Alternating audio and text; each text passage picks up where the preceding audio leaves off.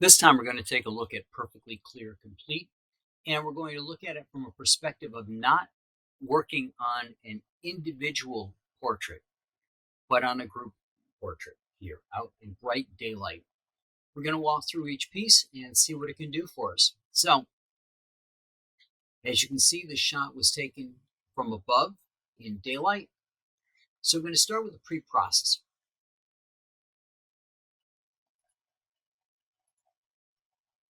We can, if we want to, using this image ambulance, back off the exposure a bit. Neutral density is the same as using a neutral density filter on your camera.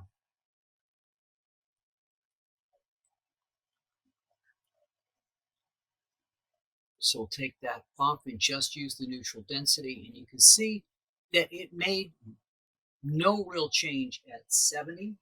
So let's crank it up all the way and see what we get.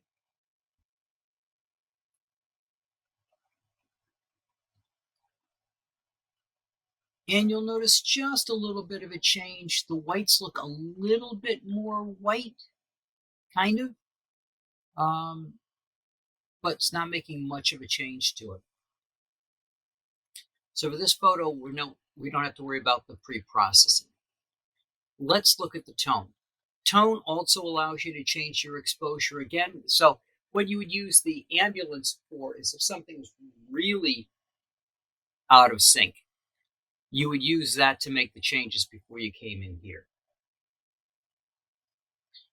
Now, exposure has a low, a medium, and a high setting, or you can drag it, depending on how you want to go with that.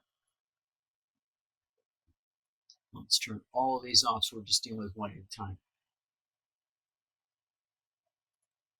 So by low, it kind of looks like what I did up here, just with the ambulance, just dialing things back just a bit. Base awareness doesn't have to be on, and black point, as you can see in this image, is not going to make a lot of changes. Now, one thing to keep in mind when you're working with something like Perfectly Clear Complete is you can go through and save these off later on as presets. As you can see, they got the presets open here on the side, so you can see what they would look like. Well, let's get those out of the way for right now.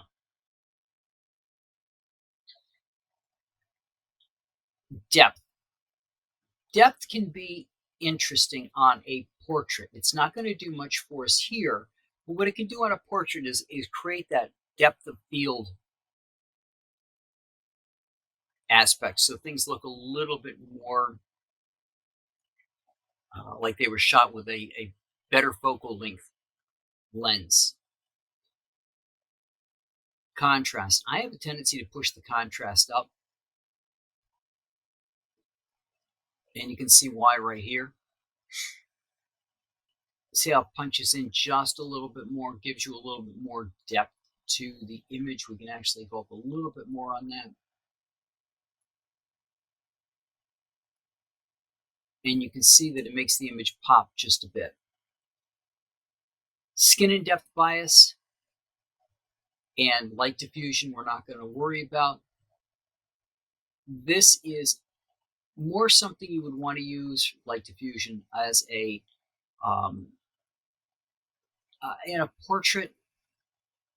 It's not going to really bias much out here.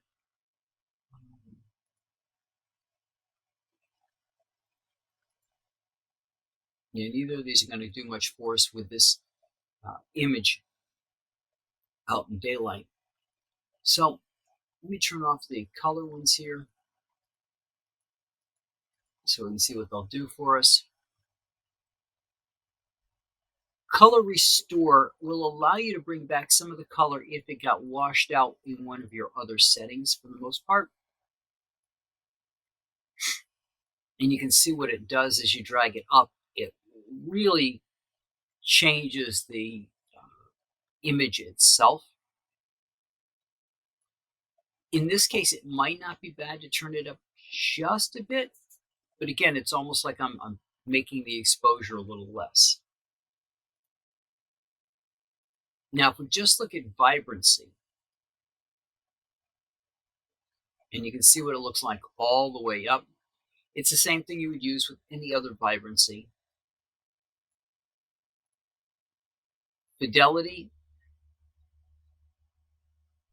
in a lot of ways, these are actual sliders that are just breaking down things that you would have gotten before with the single slider. So if we went for vivid, you can see the change that it makes, which isn't bad. If your tint's off, you can use that.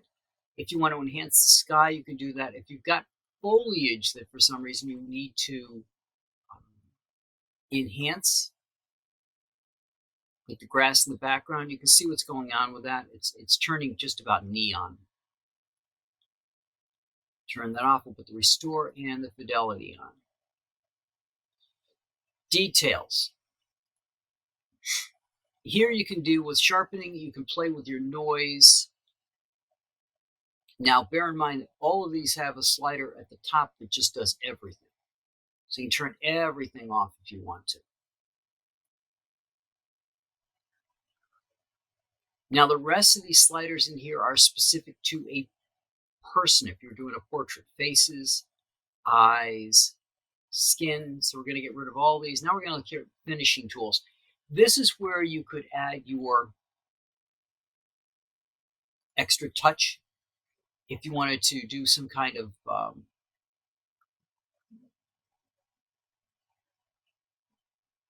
I wouldn't even say color grading, because it doesn't really give you the level of control that you would want to do for a color grade. But that's where we started out. And this is me using a mouse on the Windows and using the right click. And that's where we ended up. So to me, it looks pretty good. It looks a little dark. So I could come down here to exposure a little bit and turn it up. Now, these are basically the same tools you had up above. They put them back down, and here is a finish. You have your vibrance, you have your saturation, your whites and blacks, your shadows, your highlights, the normal raw controls that you would have. Right, turn that up just a bit too high.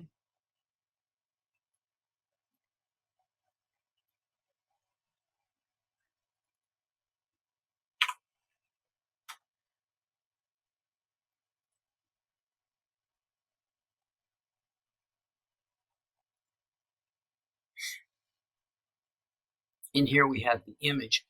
Now again, look at what happens when I turn it off. I can see that her color is blue and this coat is more green. Look at how dark it got. And if I turn up the exposure in here, it's not doing anything to really help that. So we're going to go back up to our other settings here.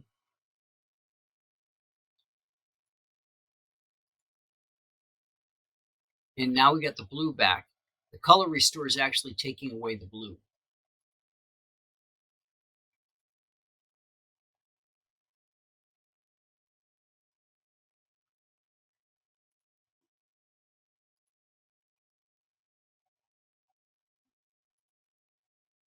So we've still got it with the contrast turned on.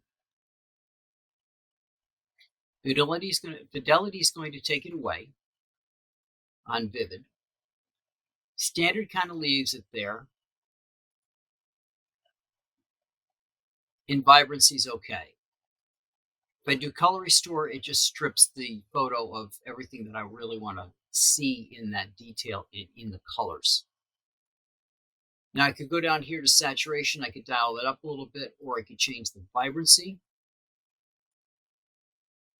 Difference between the two is saturation is going to take all of your colors and dial them up. Vibrancy is going to just take those mid ranges and pull them up.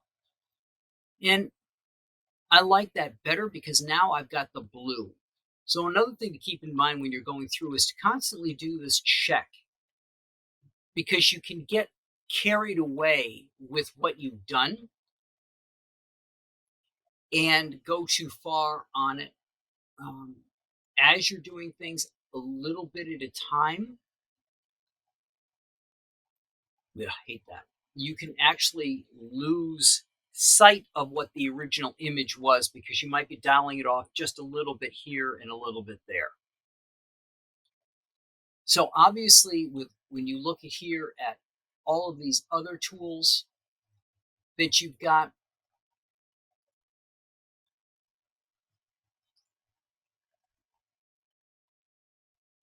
some limited um, modifications that you can make.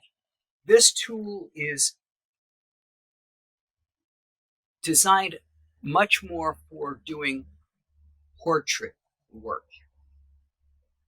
But as I showed you with Luminar AI and did a outdoor scene with that, I wanted to do an outdoor scene with this so that you have a comparison between the two. I'll be going back at a later time and we'll do a portrait in each so that you can see what those look like. But that's, take that look off of there. And you can see it darkened it just a bit. It gave a little bit more detail. I think I might want to change that exposure. All right, that's a 48. We'll back it off to about 35. All right, much better. Now you can see the blue in the jacket. You can see the green in the jacket behind it. The colors pop, but they're not overly vibrant. They're not more than what you would have seen looking at the image with the naked eye.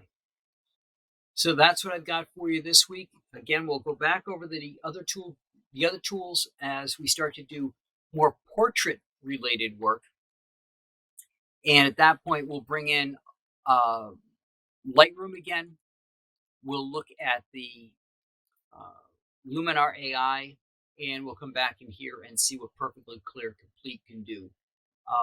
A lot of these tools were designed to be a one-click shop.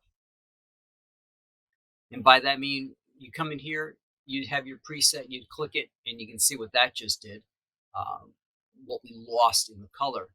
But you would set up something that would make it easy to come in and do a one-click setup.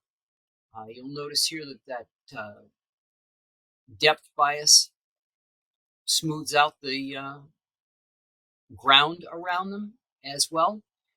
So you're looking for what your style would be, and a lot of these were designed for this purpose, where you would just go through and do a click and your image is done. Or you can do it from Lightroom and set it up as a filter that your image would pass through and be edited automatically on the way out. So next week, we'll start on portraits. We'll look at Photoshop, Lightroom, Luminar AI, and Perfectly Clear, each in turn as we go forward. And that's what I got for you this week. I will talk to you guys all next week.